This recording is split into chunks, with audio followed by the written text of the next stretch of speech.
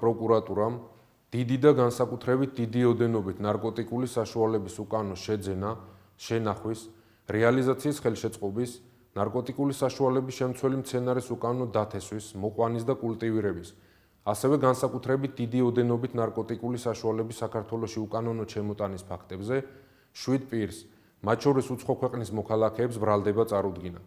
შინაგან საქმეთა სამინისტროს მიერ ჩატარებული გამოძიებით დადგინდა, რომ ბრალდებულებმა უკანონოდ შეიძინეს და ინახავდნენ დიდი და განსაკუთრებით დიდი ოდენობის ნარკოტიკულ საშუალება მეთადონს, ტეტრაჰიდროკანაბინოლს, ფსილოცილინის შემცველ სოკოს, ლიზერგიტს, დიმეთილტრიპტამინს, ბუპრენორფინს და გამომშრალ მარიხუანას. გატარებული ღონისძიებების შედეგად სამართალდამცველებმა აღნიშნული ნარკოტიკული საშუალებები ამოიღეს.